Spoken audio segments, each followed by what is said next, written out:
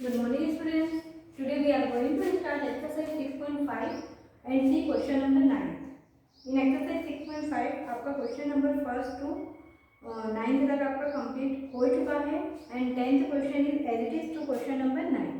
So now we are going to start question number 9. Sorry 9 हम start करने वाले हैं, 8 तक आपका हो गया और 9 के जैसा ही आपका क्या है question number 10 है. So question number 9 is a ladder 10 meter long reaches a window 8 meter above the ground.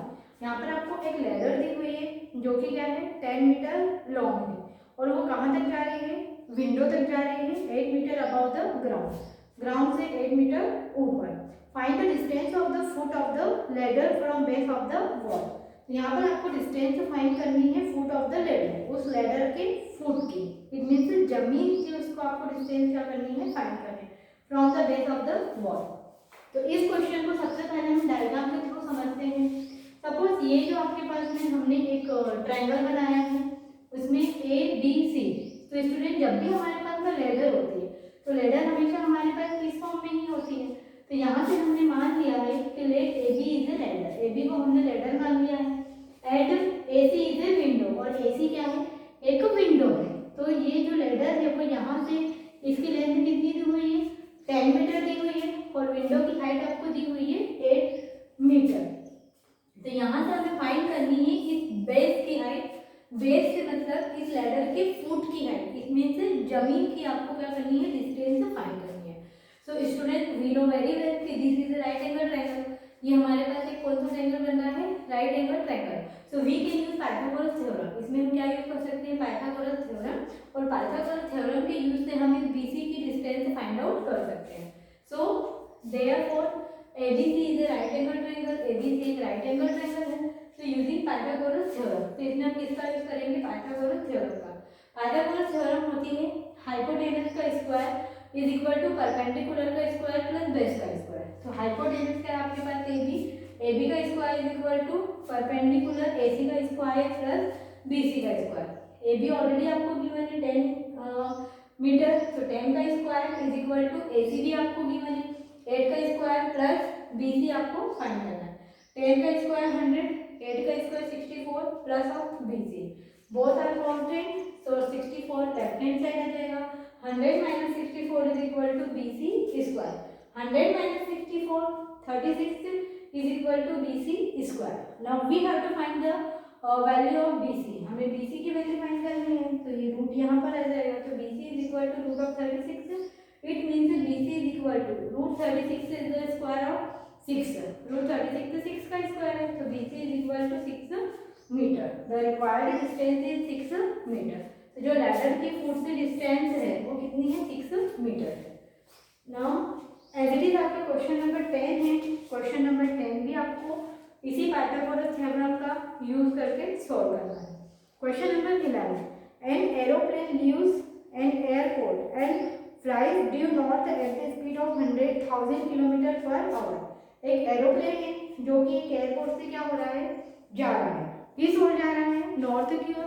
कितने की स्पीड से, 1000 किलोमीटर पर आवर की स्पीड से. At the same time another aeroplane leaves the same airport. और उसी समय एक दूसरा एयरपोर्ट है वो भी उस सेम प्लेस से और सेम टाइम से कहाँ पर जा रहा है, due west at the speed of 12 kilometre per hour. It means यहाँ पर आपको दो एरोप्लेन दिए हुए हैं.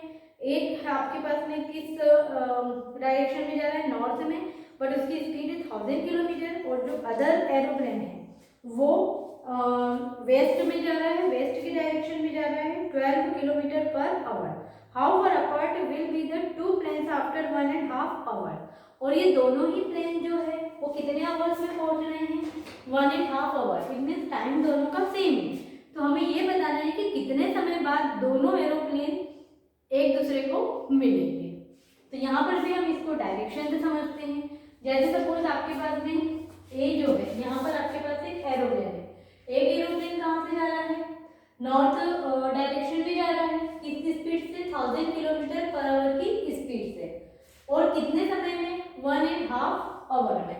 फिर वही उसी प्लेस पर एक सेकेंड एरोप्लेन जो है वो किस डायरेक्शन में जा रहा है, वेस्ट की डायरेक्शन में.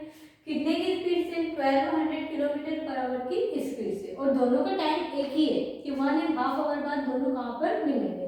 तो t is equal to 1.5 hour. तो स्टूडेंट्स सी हियर कि यहाँ पर आपके पास ए एन और ए डब्ल्यू, तो आपको इसकी डिस्टेंस फाइंड करनी है कि 1.5 आवर बाद ये दोनों एरोप्लेन जो है वो उन दोनों के बीच की डिस्टेंस कितनी होगी। तो यहाँ पर भी हमारे पास एक तरह से क्या बन रहा है, राइट एंगल ट्रायंगल बन रहा है। बट अभी हमें गिवन क्या है, स्पीड गिवन है। तो सबसे पहले तो हम उसकी क्या निकालेंगे, डिस्टेंस निकालेंगे, क्योंकि हमें क्वेश्चन में स्पीड गिवन है और टाइम गिवन है। सो सॉल्यूशन में let the distance covered by first aeroplane in north is A N. हमने मान लिया कि फर्स्ट एरोप्लेन जो है वो किस डायरेक्शन में जा रहा है, नॉर्थ की डायरेक्शन में जा रहा है। तो सबसे पहले हम उसकी डिस्टेंस निकालेंगे, किसकी डिस्टेंस है, ए एन की। तो distance is equal to speed multiply by time. Speed है 1000 इंटू टाइम है 1.5 hour. So this is mixed fraction, ये मिक्स्ड फ्रैक्शन है। तो सबसे पहले इसको हम किसमें कन्वर्ट करेंगे, इम्प्रॉपर फ्रैक्शन में। 2 1 जा 2, 2 + 1 3, 3/2। 2 से इसको कट किया, how many time, 500 time. 500 into 3 1500 kilometre. तो जो नॉर्थ में जा रहा है उसकी डिस्टेंस कितनी आ गई आपके पास, 1500 kilometre.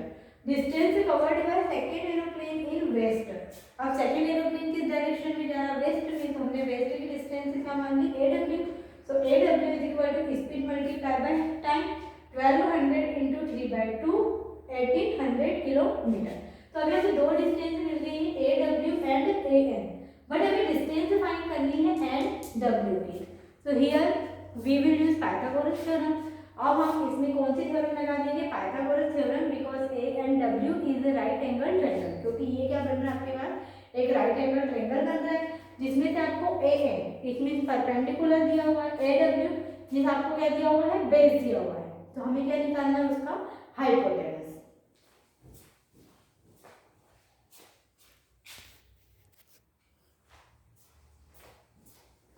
Now we have to find NW. So now the required distance is NW. Now in right triangle WAN. अब हमारे पास ये क्या बन रहा है, राइट ट्रायंगल बन रहा है WAN using Pythagoras theorem. So hypotenuse it means NW का square is equal to AN. AN आपके पास में क्या दिया हुआ है, परपेंडिकुलर प्लस AW का स्क्वायर। AN अभी हमने फाइंड किया 1500 का स्क्वायर प्लस AW 1800 का स्क्वायर। 15 का square 225, 20 it mean how many zeros, 4 zero, plus 18 का स्क्वायर 3 2 4, 1 2 3 4 जीरो। इसको प्लस करेंगे तो आपके पास में आएगा 549। 1 10 100 1000 10,000 10 it mean 54,90,000। NW is equal to root of 549,000। So this is not perfect square. 549 जो है वो आपका परफेक्ट स्क्वायर नहीं है। तो सबसे पहले हम इसके क्या फाइंड करेंगे, फैक्टर्स फाइंड करेंगे। यहाँ पर 5 4 9 के अगर हम फैक्टर्स फाइंड करें तो सबसे पहले ये किससे डिवाइड होगा, 3 से। 5 + 4 9, 9 + 9 18, 3 1 3 रिमाइंडर 2, 3 8 जा 24, 3 3 जा 9। अगेन किससे डिवाइड होगा, 3 से। 3 6 जा 18, 3 1 जा 3। अब 61 तो 61 से ही डिवाइड होगा। इट मीन्स यहाँ पर अगर हम 2 0 लगाते हैं तो 3 का ये क्या बन रहा है, पेयर। तो 300 root of 61। So the required distance NW is equal to 300 root of 61 meter. I hope student कि आपको ये दोनों क्वेश्चन समझ में आए होंगे। नाउ नेक्स्ट वीडियो में हम डिस्कस करेंगे नेक्स्ट क्वेश्चन के बारे में। Bye everyone.